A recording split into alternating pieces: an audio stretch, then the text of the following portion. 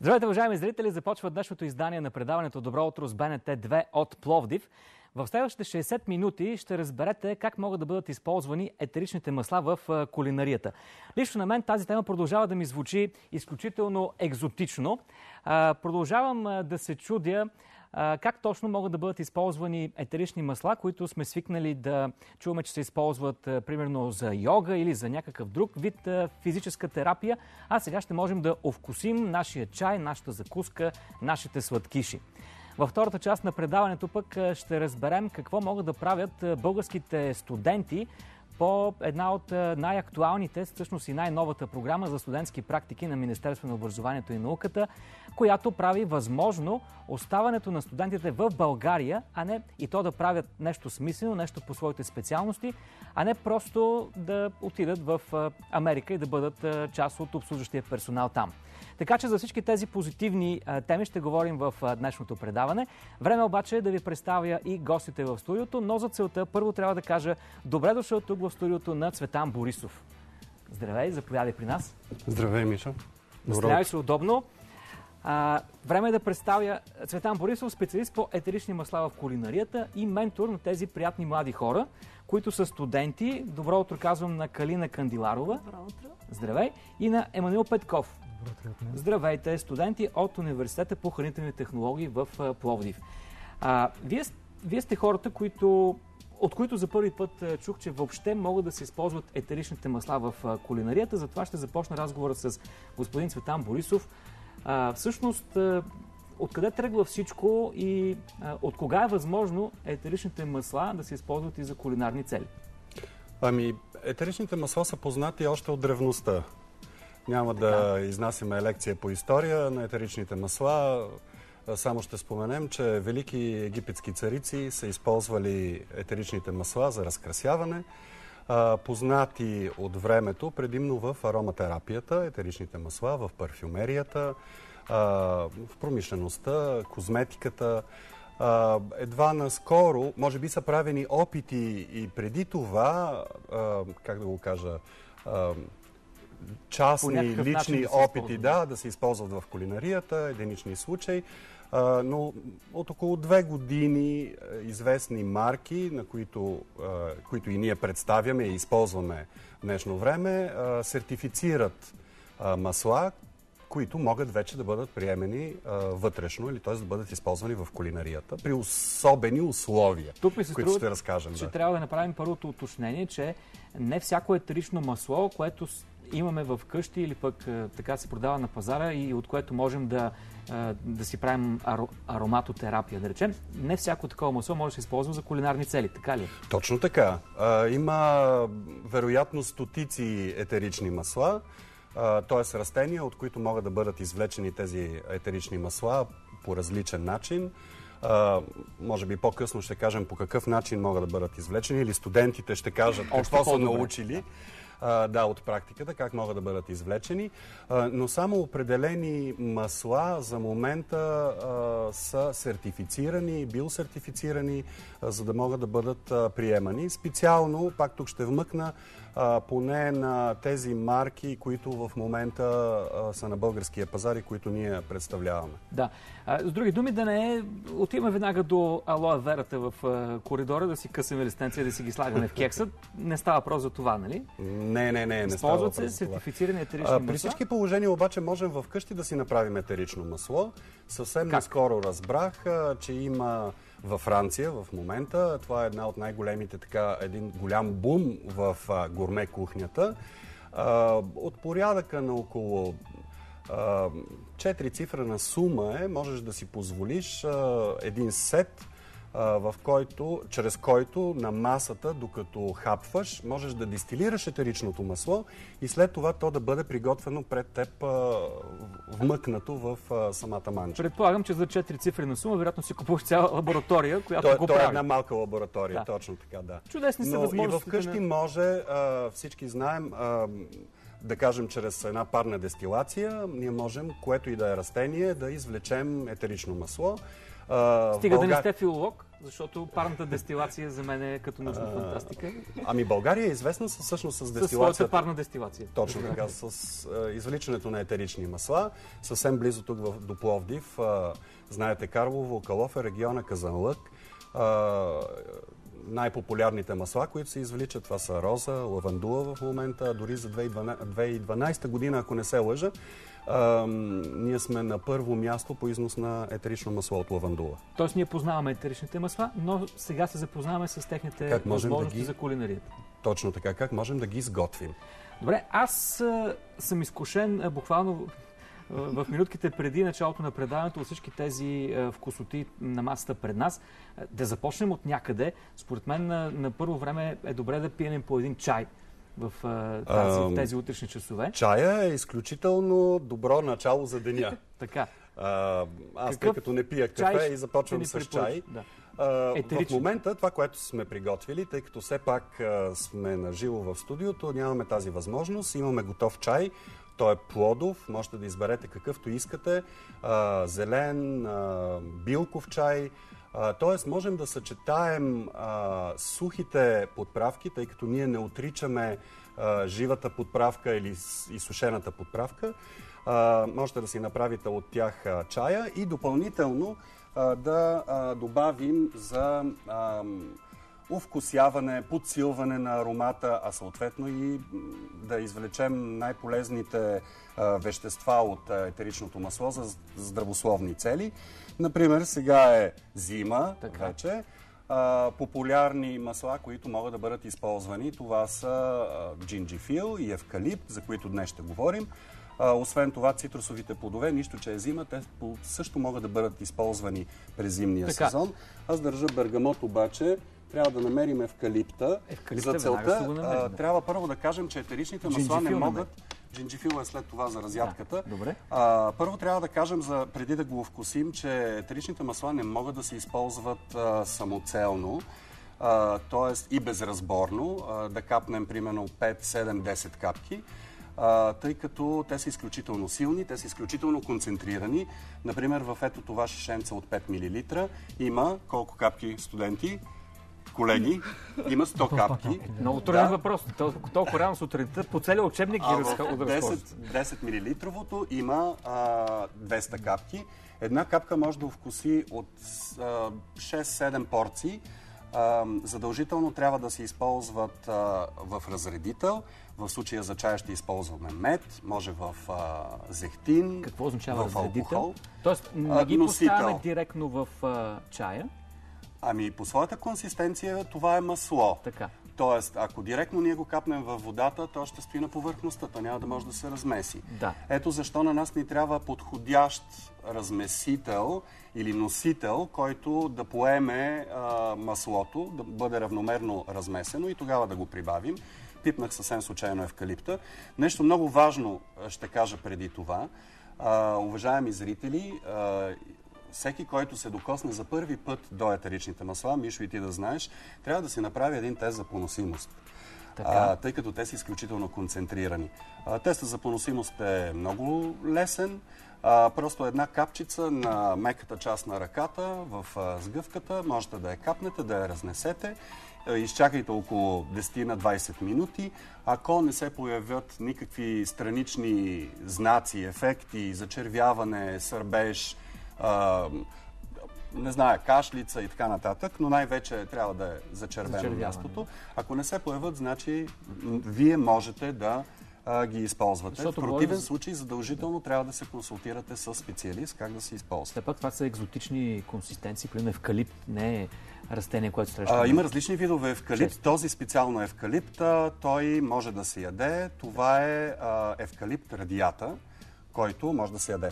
И така, аз ще помоля Калина направи чая подходящ за пиене. В меда трябва да го разредим. Колко слагаме на такова? Да, извинявам се за прекъсване. Да, Калина, ти си. Значи в това количество прибавяме една капка, е достатъчно, за да се вкуси. Толкова малко? Да. Боже, ако трябваше аз да слагам, сигурно ще да сипе половината шишенце. Ако сложите половината шишенце, след това трябва задължително да добавите още, вероятно, около килограм мед. Да. Аз видях колко малко. Даже ми се стори половин капка това. Цяла капка ли беше? Цяла беше. Добре. На толкова мед една капчица е достатъчна, за да го вкуси. Да, вие ще усетите после, че е достатъчно. Ако не ви е достатъчно, тъй като човешките сетива са изключително чувствителни и те са различни за всеки един човек, съответно тази една капка на някой може да се стори малка. Ако много често ползвате, например, жив корен от джинджифил или съответната подправка в големи количества, то едната капка може да ви се стори мъничка. Ето защо по време на практиката и студентите ще кажат и във втората част, че те правят органолептични тестове. Предлагам това да го махнеш, защото да не направиме беля. Добре, направихме беля. Не е голяма. Много по-лошо могат да бъдат нещата. Това е оптимисти се обаждат. Да, след това в... Сега, първо си сипваме чай или първо го вкусяваме целия смет? Не, първо си сипваме и двете може. Добре. И двете може. Всеки как му харесва. Да, сипете чай и след това по една лъжичка мед можете да сложите. По отношение на сетивата съвсем наскоро разбрах, и то е свързано съответно и с етеричните масла, че, например, учените са открили, че човешкото око по своето същество възприема по различен начин цветовете. Тоест, не всеки човек вижда червеното по начина, по който другия го вижда. Тоест, едва ли не в окото има, как да го кажа, различна ДНК. Да. Същото се отнася за нашите вкусови рецептори. По отношение на самите етерични масла... Тоест, само да обобщим, на някой може да му се стори това дори по-силно концентрирана аромата, на друг може да му се стори, че почти не се усеща. Точно така. Разбрах, всичко е индивидуално. Имаме един приятел, семейен приятел, който, например, носи в къщи, носи в чантата си едно етерично масло, първо медчето. Аз първо исках да го опитам без мед, за да знам разликата. Каква ще бъде. Правиме Добре, благодаря ти. Органолептичен тест. Да, аз ли правя? Своеобразен, да. Как се казва? Органолептичен тест. Уважаеми зрители, аз се уча тук да правя органолептичен тест. Какво представлява той? Ами, органолептичният тест е едно изследване, научно, намери се вкуса, аромата и всичките физични и химични характеристики на една напитка или ястие. В конкретен случай ние тестваме маслата. Тоест, всичко това, което ти описа, аз го правя с едно движение просто. С едно движение. Да, опитвам чая. И сетивата. Огромна разлика. Страхотен е чай. От какво беше този? Чай плодов. Етеричното масло какво беше? От евкалипт. Сложихме евкалипт в чая, тъй като казахме, че е зима. Евкалипта съответно има и своите здравни въздействия, т.е. той е антибактериален, смъква температурата, ободрява. Може би Калина може да каже повече за евкалипта и самото етерично масло. Ами, етеричното масло от евкалипт, както ти вече каза, има антисептично действие, болкоуспокояващо, освен това противовирусно, антибактериално. Влияе много добре на концентрацията и за сутринта е идеален, така ни събужда. Стимулант. Да. Добре. Много ти благодаря за всичко, което каза за евкалиптовото етерично масло. Аз, както забелязате, уважаеми зрители, вече не се разделям с моя сутрешен чай. Наистина ароматът е прекрасен. Много ви благодаря, че ме почерпихте с него. Докато ние отпиваме тук страхотен чай с евкалипт, вие може да се насладите на една бизнес дама, която от 2 години търгува с етерични масла. Тя се казва Радостина Шишманова и е приела предизвикателството да разкрие и част от тайните на своя бизнес пред студентите, защото участва като ментор на групи студенти по програмата на Министерството на образованието и науката. Вижте я сега. Здравейте, казвам се Радостина Шишманова и се занимавам с етерични масла в кулинарията. Една нова за България бизнес практика. Заедно с това съм и ментор в студентски практики. Това е една от залите, в които ние посрещаме и се срещаме с нашите студенти, академични наставници, хора, които искаме да обучаваме в нашата сфера на работа. Интересно е етеричните масла в кулинарията, защото е ново направление. Студентите с много голямо желание идват.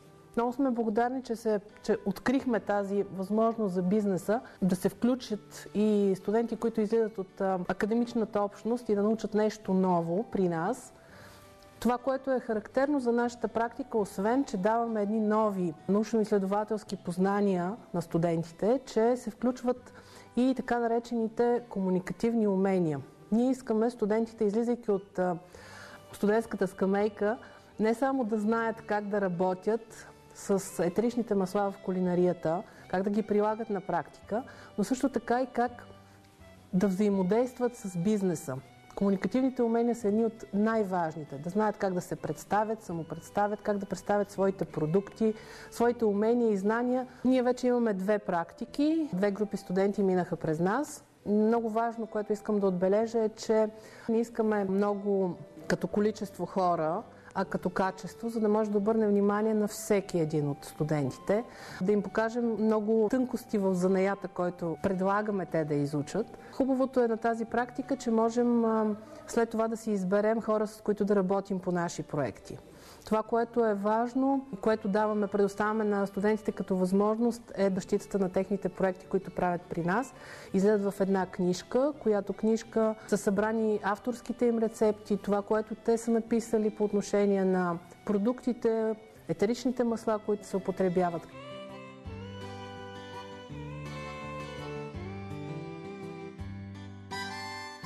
През зимата етеричните масла от цитруси са много полезни, защото те всъщност повдигат настроението и действат тонизиращо, бодряващо.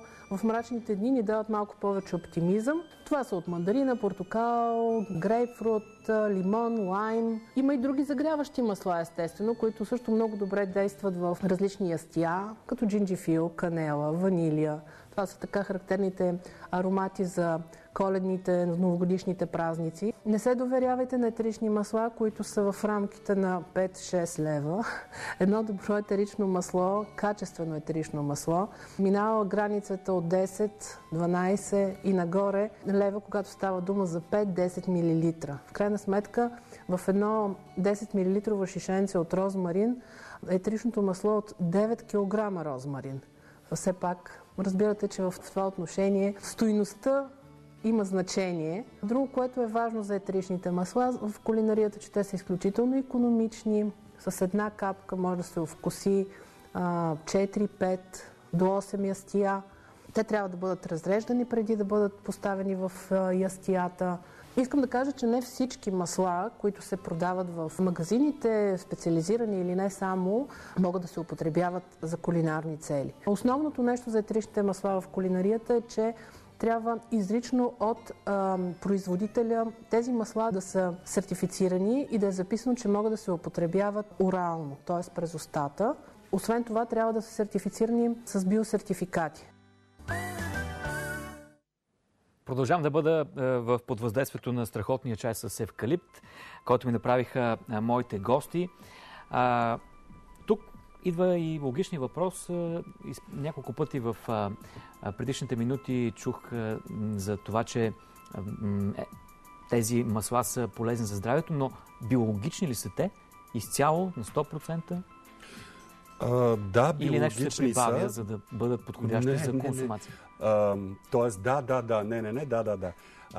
биологични са. Не се прибавя абсолютно нищо. Това се доказва с сертификати на производителя. Виждате и всъщност и на самите, видях на снимките, които са на самите масла, отстрани са сертификатите. Имат сертификати за произход. Сините опаковки имат сертификати за биодинамично производство, тъй като знаете, че при студеното пресоване на цитрусите се извлича етеричното масло от кората. Не се знае всъщност този плод, лимона, например, или цитруса, как и гледам с какво е пръскан. И биодинамичното земеделие всъщност определя... За контролирано производство и на самите плодове. Точно така, да. Добре. Аз исках да направя един експеримент. Ето тук, всъщност, това е едно цитрусово масло. Така. Това органолептичен тест ли? Не, това е най-обикновено ароматизиране. Добре. Ароматизиране на помещението. Те могат да се използват освен за хранене и в аромалампи, и за масаж и така нататък. Тоест, те са нещо като 3, 4, 5 в едно. Веднага усещате аромата. Аз усещам толкова много аромати, че вече се обърках. Но искам да продължим с тестването на етерични масла, които тук сте ни приготвили. Виждам, че има и така неща, с които можем да закусваме. Въобще, в какви храни могат да се използват етеричните масла? Може би тук да се намесят младите специалисти. Наистина сега усетих аромата. Прекрасен. Какъв е аромата? Портокал. Портокал. Страхотно. В какво може да използваме етеричните масла?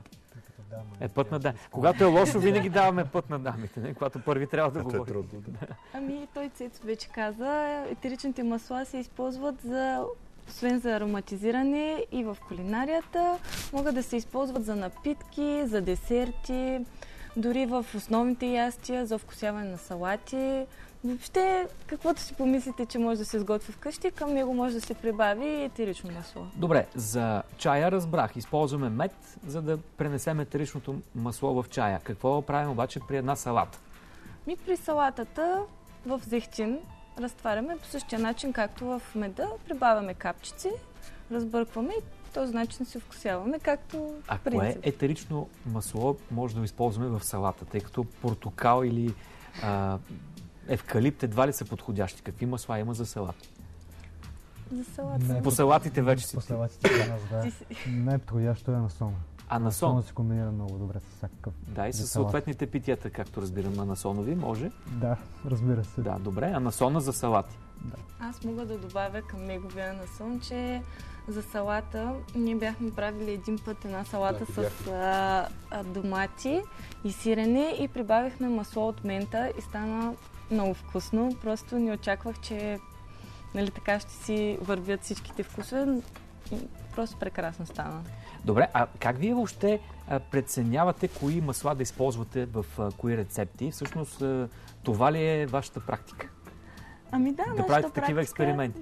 Да правим експерименти. Много се забавлявахме. Някои от експериментите не свършиха естествено много добре, но пък с опити се научаваш. Освен това, всеки човек има различен вкус и към едно нещо, примерно, ще прибави съответното етерично масло, ще му хареса, на друг може би няма. Аз искам да добавя, че всичките снимки, които видяхме преди мъничко, с неща са приготвени всъщност от студентите. Наистина в експериментална среда имаше много странни комбинации, дори и за мен.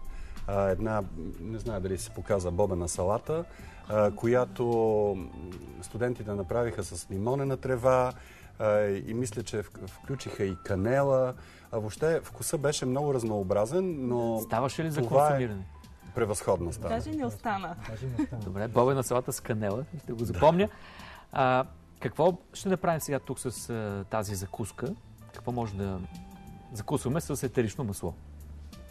И това е една много бърза разядка, която е сирене, крема сирене и малко кисело мляко, българско, натурално.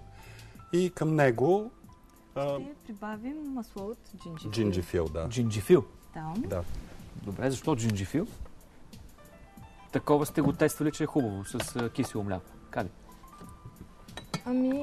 В момента, тъй като е зимен сезон... заради зимния сезон. Джинджифила има, както и евкалипта, антисептично действие, противовъзпалително, помага при болки в гърлото, при настинка, също смъква температурата и би бил много подходящ за една здравословна закуска.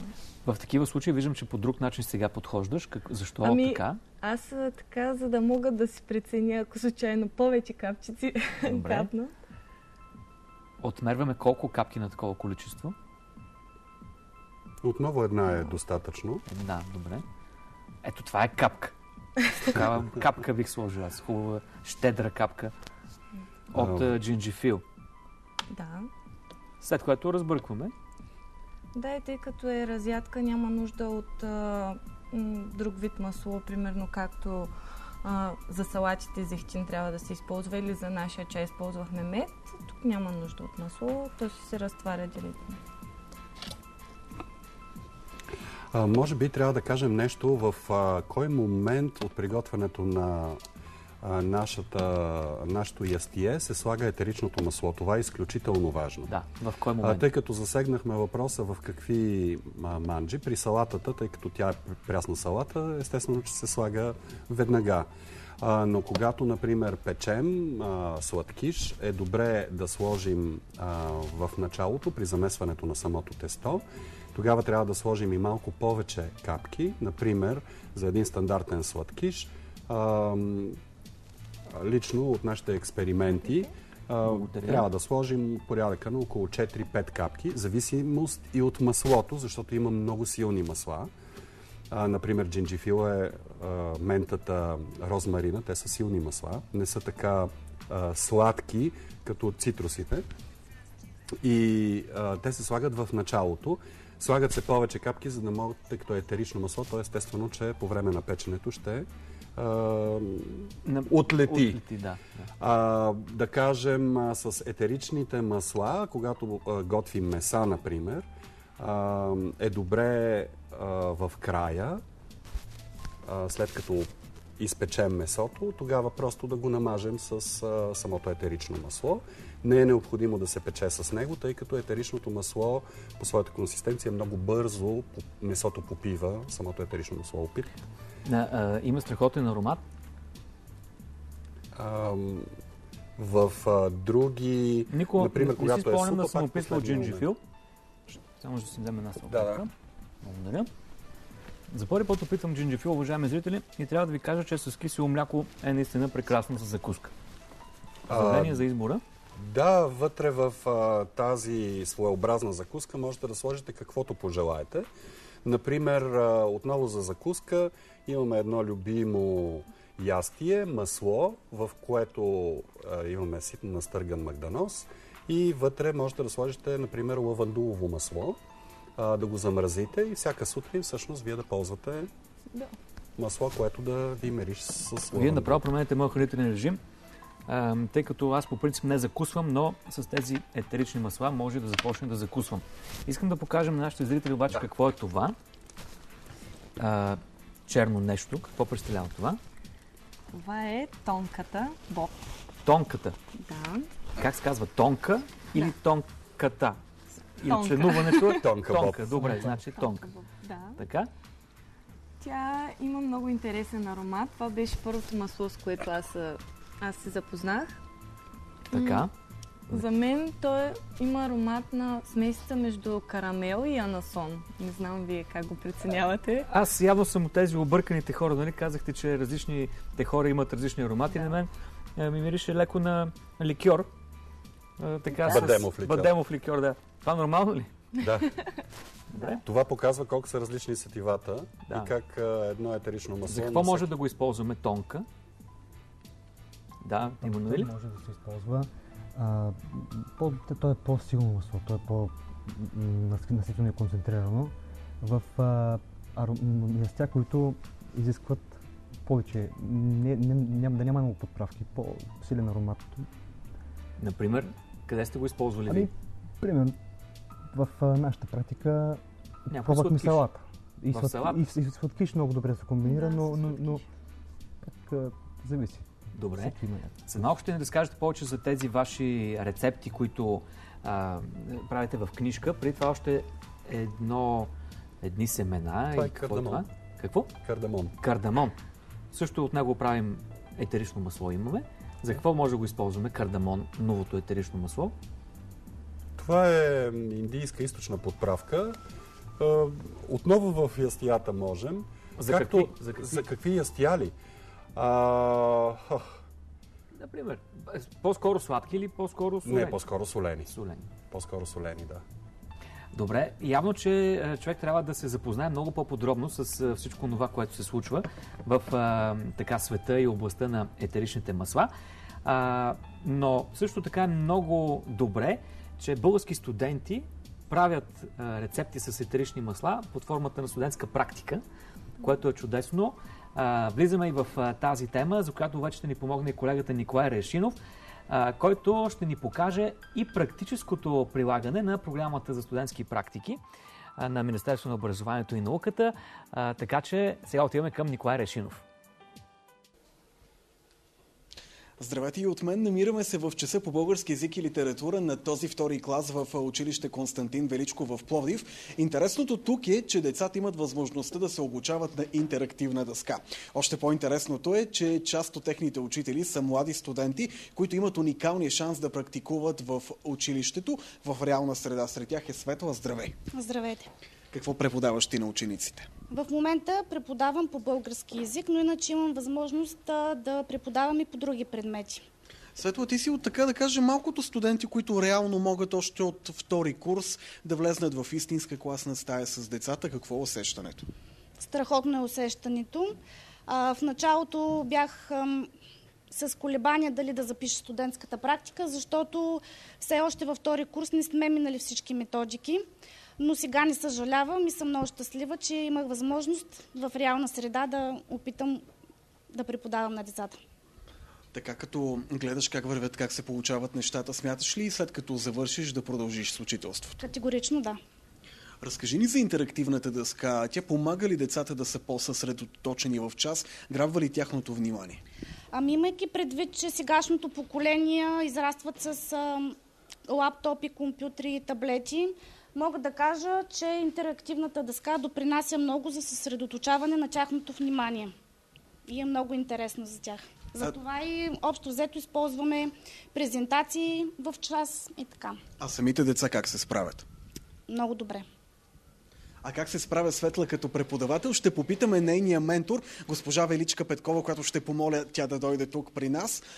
Госпожо Петкова, здравейте. Здравейте. Как се справя Светла? Тя е студентка, но вече в ролята на учител. Светла се справя много добре. В начало притесненията й бяха доста големи, като за първи път представени пред учениците, но вече се справя много добре. Когато това мисля, че е много добра практика, студентската практика, студентите да навлизат пред учениците, защото по този начин те премахват бариерата учител-ученик, плюс това свикват със самата среда, запознават се с условията всъщност, които са в училище, преките условия, не само теоретичните в университета. И всички студенти се справят много добре, с които работя. Доста са амбицирани, проявяват голямо желание и интерес към работата, учителската професия най-вече, която за тях наистина е малко нова и интересна. Казвате, проявяват интерес, а има ли го като цяло интереса сред младите към тази професия? За мое очудване наистина го има. За тези студенти, които са се записали при нас като да бъдат в тази студентска практика, наистина го има. С голямо желание идват студентите, изявяват желание да участват в уроците. Дори и малко притеснение в началото, но се справят. Просто се справят и това е един добър техен начален старт, така надявам се. И ние да им дадем така желанието наистина да останат в нашата професия.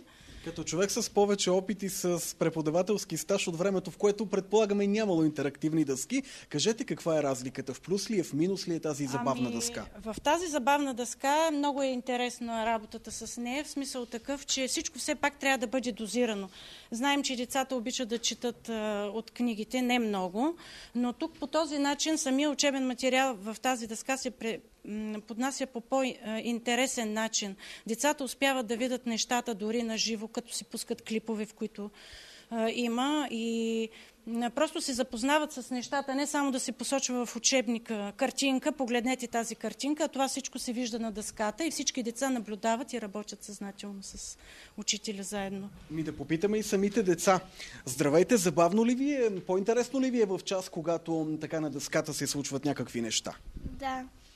Какво учите на интерактивната дъска? Учиме по математика много хубави неща, и по български, и по корен свят, и много други неща още. Забавно ли ти е на теб? Да. Какво предпочиташ, интерактивна дъска или черна с тебешир? интерактивна дъска. Защо?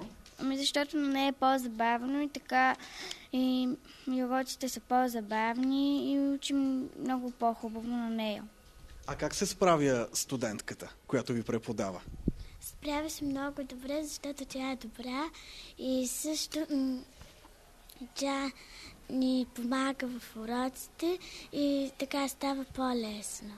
А ти така като я гледаш, искаш ли да станеш учителка като пораснеш? Да. По какъв предмет? Не знам. Добре. Ето виждате, че на самите деца им е значително по-интересно, когато в час работи интерактивната дъска. Повече за това как студентите могат да практикуват в реална среда ще говорим след малко. Въздушна целувка от едно от децата, които са страхотни. Преди да продължим разговор, уважаеми зрители, искам да ви покажа тези две салфетки. Те изглеждат абсолютно еднакви. Показвам ви ги, защото на една от тях, на ето тази, преди няколко минути сложихме, може би, 4-5 капки етерично масло от портокал. Виждате, няма никаква следа от него, което, както разбрах от моите гости, означава, че етеричното масло е абсолютно биологично. Ако е някакво фалшиво или с някакви примеси, ще останат жълти петна. Държах много да покажа на зрителите как изглежда този тест, както вие го нарекахте, дали етеричните масла са биологични. Да кажем няколко думи за вашата практика. Как се чувствате като практиканти в най-новата програма за практикуващи студенти в България? И съжалявате ли, че не брахте малини цяло лято в Англия, примерно? Емануил. Ще започна аз. Да. Въобще не мога да съжалявам. Аз чувствам страхотно и чувствам, че ми е предоставен един уникален шанс за да имам възможността да бъда в част от тази иновация, етерични масла в кулинарията. Да, и да прибавим и, че защо правя такова сравнение с ходенето в Англия, защото тази практика е платена, т.е. не става въпрос за полагане така само на чисто благотворителни усилия от страна на студентите, а насреща се заплаща за съответния труд. Това е осигурено по самата програма, след малко ще говорим и повече. Да, така че, струва ми се, това е една допълнителна мотивация човек да бъде практикант. Да, това е. Как виждаш себе си като професионалист в областта на етеричните масла в кулинарията? Ще се развиваш ли в тази посока? Това е една много смела мечта. Но всичко е възможно. Всичко е възможно. Да, има бъдеще. Така или иначе, практиката очевидно ти е отворила една врата. Доста голяма пред това. Добре. И същия въпрос към Калина. Да, аз също мисля като Емо. Това е една много добра възможност за младите хора и те по този начин научават много интересни неща и се забавляват съответно. Поне при нас беше изключително интересно и забавно. И аз не знам моето бъдеще дали ще е свързано с етеричните масла, но ако стане така, ще бъда много доволна. Най-малкото ще видим вашите рецепти в бъдещата книжка, която ще излезе с рецепти с етерични масла, което ми звучи чудесно. С по едно изречение, даже с половин изречение, тъй като напредваме във времето. Съвет към програмата имате ли? Имаше ли нещо, което докато вървеше програмата си казахте, това може по-добре да стане? Или ви харесва всичко? Ако може повече време да бъде. Да бъде по-дълго. Да. Добре, ето това е един добър съвет. И финални думи от Цветан Борисов. От страна на работодателя сте вие. Аз нямам никакви забележки. Ние сме втората програма, която стартира успешно в страхотно сътрудничество с професор Рашева и Университета за хранителни технологии в Пловдив, на които съм много благодарен.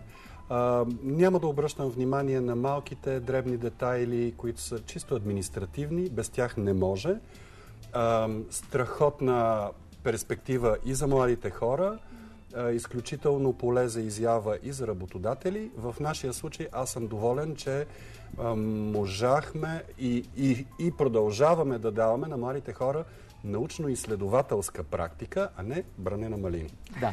Това наистина е много добра цел и вече е постигната. Ще продължите ли да участвате в програмата, тъй като програмата е на етапи, работодателя може да избере след това дали да отвори отново марш за нови студенти? През декември месец и има желаящи студенти, които са на стендбай. Да.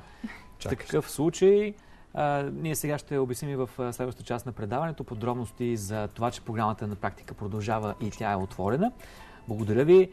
за гостуването и за всичко това, което направихте за мен тази сутрин, и за нашите зрители, тъй като съм сигурен, че много от тях за първи път виждат как могат да се използват етерични масла в кулинарията, а чудесно е, че това се прави от прогресивни млади хора, които практикуват това нещо вече наживо в българския бизнес. Така че сте страхотни. Сега пък отиваме към не по-малко страхотния Николай Райшинов, който ще допълни темата с гледната точка на работодателите. В следващите минути ще чуем и мнението на директора на училището. Здравей отново, Мишо. Отдавна не съм бил в компанията на толкова много красиви и същевременно интелигентни дами. Сега имам този уникален шанс, затова няма да губя повече време и ще карам темата ни по същество. А тя днес е възможността, още докато са студенти, бъдещите преподаватели да практикуват. Какъв всъщност е проектът за студентските практики, ще ни каже сега директорката на училище Константин Величков, госпожа Елия Танасова. Здравейте! Здравейте! Трябва да ви кажа, че това е един много интересен проект на Министерството на образованието, който се финансира от европейски структури и това дава възможност на самите студенти, още когато са в първи курс дори, да започнат своята практика в училище. И то в една реална среда. Защото, както знаете, студентските практики във висшите учебни заведения започват в четвърти курс. А тук студента още от първи курс, ако има желание и влезе в училище, може да се запознае с кухнята на образованието.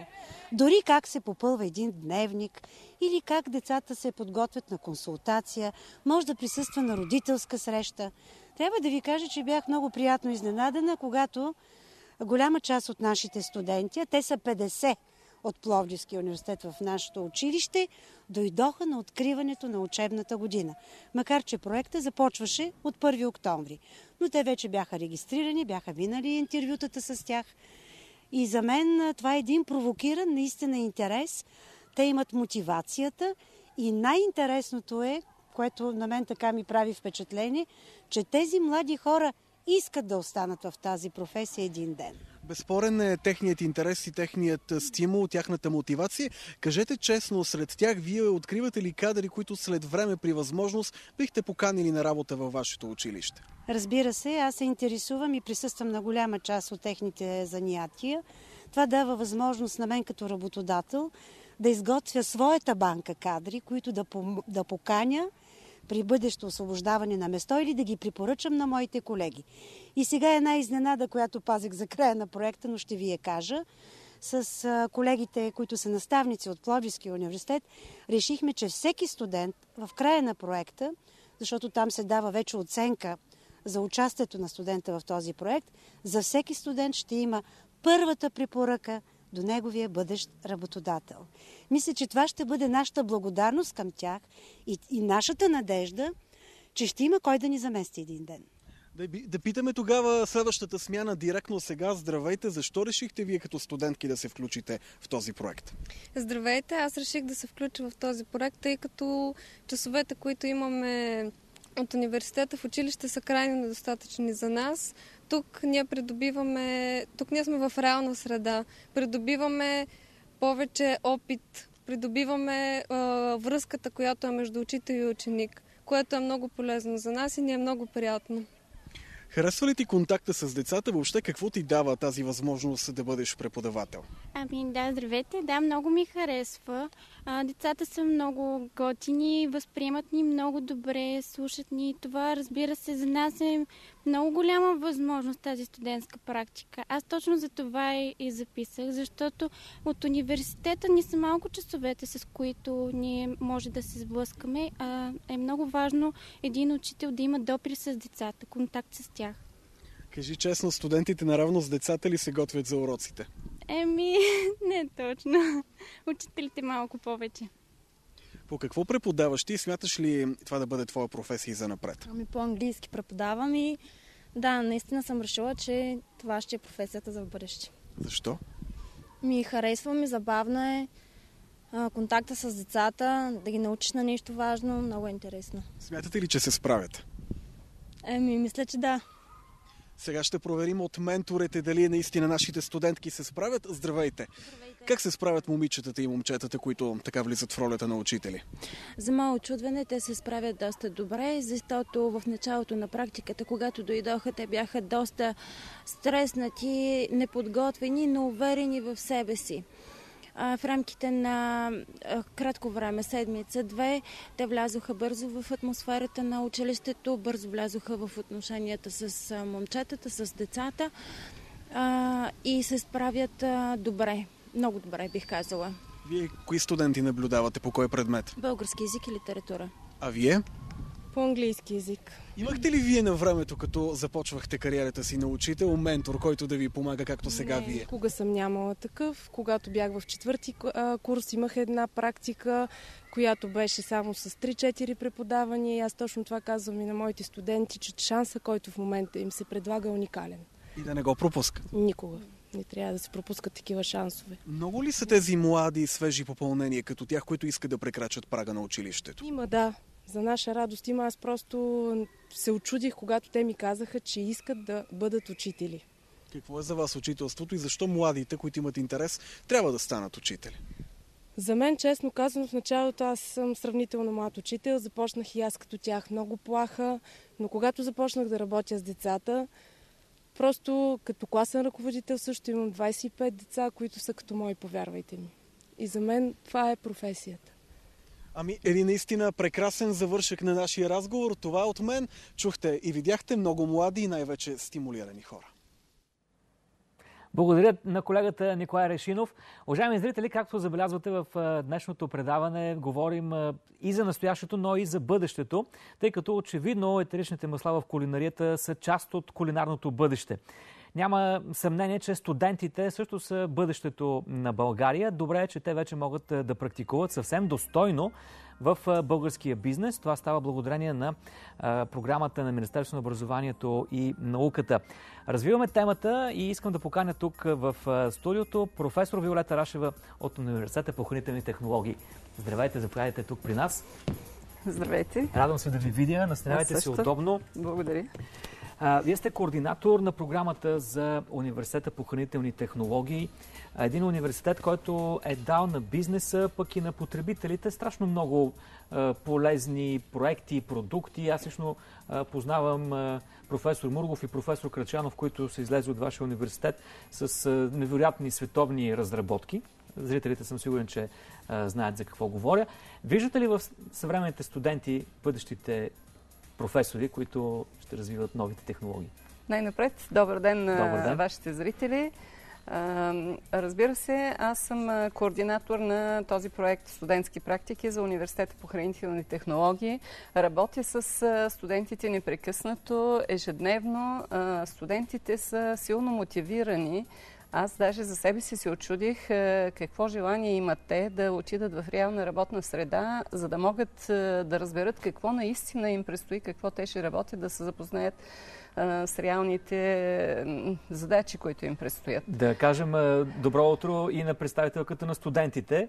Добро утро от мен. Много ми е приятно, че сме в това студио днес и ваши гости. Донка Минчева, студент от Университета по хранителни технологии. Да, студентка съм. Предстои ми дипломиране тази година. Участвах това лято в стажанската програма, която беше адски интересна, както вече колегите тук споменаха. Хубавото на самата практика беше, че включва изследователска дейност. Много от фирмите не дават шанс на младите хора. Много добре, вие знаете, много добре казахте отдеве случаите за Англия или за Америка. Много от хората избират лесния начин, говоря лесния начин, защото в България наистина е много трудно да си намериш работа по специалността.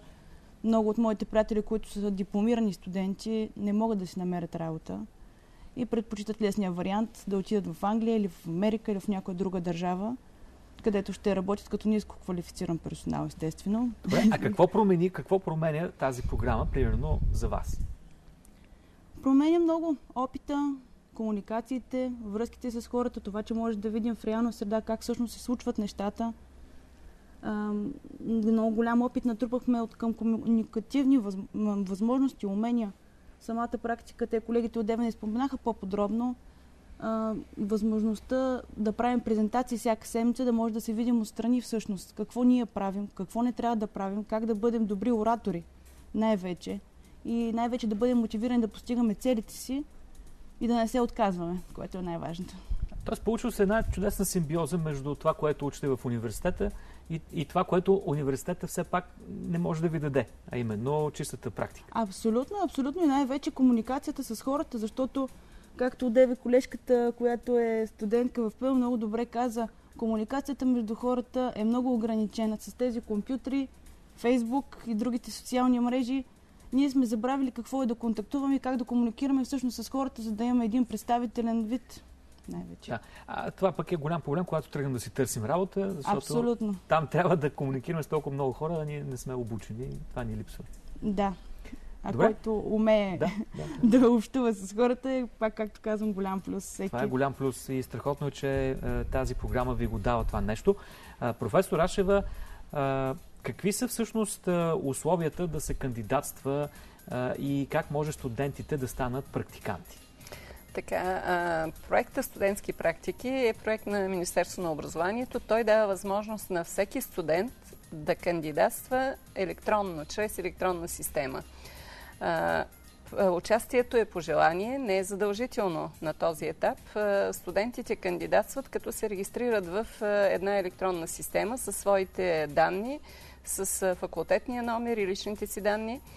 След като те са кандидатствали, те описват своите възможности, каква специалност, в кой курс са стигнали, какви интереси имат, владение на езици и така нататък.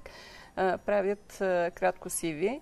На базата на тази своя регистрация те виждат фирмите работодатели, които също са пожелали да участват в програмата, и те могат да изберат фирми, които са заявили места в тяхната област на обучение.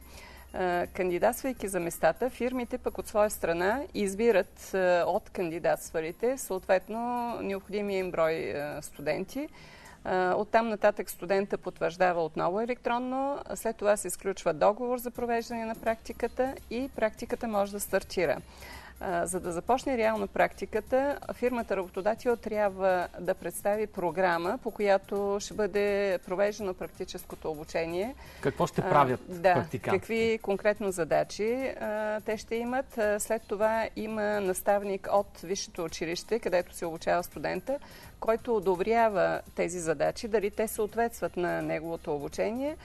След това се съставя график, в който за посещението, тъй като трябва за успешно приключила практика се признава 240 работни часа. Работни? Тук вече говорим за работа, не учебни часа. Часа проведени практическо обучение. Да бъдем. 240 часа практическо обучение. Тъй като студентите едновременно учат и могат да ходят на практика, този график не е задължително да бъде по 8 часа на ден. Той може да бъде по 2, по 3 или по 4 часа на място, заедно с студента и работодателя, така както е удобно и на двамата се прави график. Графика се публикува в електронната система и оттам нататък практиката може да започне, като ежедневно студента след края на посещението си и извършване на определена работа, той отбелязва в системата, че той е присъствал, какво е направил. Ментора, този, който го обучава от фирмата, той също отбелязва, а наставника от университета контролира провеждането на процеса, как става. Тоест това е една електронна система под формата на сайт. Да, точно така, под формата на сайт. Създаването на този сайт и до ден днешен се налага някои неща в движение да бъдат коригирани, подобрявани и така нататък. Той е част от проекта, създава се за проекта. Аз съм разговаряла с екипа от Министерство на образованието и науката, които работят по този проект. Амбицията е, след като приключи този проект Студентски практики, сайта да продължи да се използва и да може да продължи практическото обучение на студентите. Финансирането вече ще бъде по друг източник, не по проекта, но създаден веднъж сайта, той е изключително интелигентен и удобен за работа. Всичко е видно, всичко всеки може да влезе, да провери. Така, че... И всичко е честно, както разбирам. Абсолютно. И напълно се изключва възможността студента да отиде да практикува някъде и да му кажат, ами ти сега ще чистиш листата в градината. Точно за това неговата програма с задачите, които той ще върши, се публикува в сайта, а пък наставника от висшето училище проверява тази програма, контролира реалното изпълнение и ако има някакви проблеми, студента може да информира висшето училище, че има проблем. Но ние до сега имаме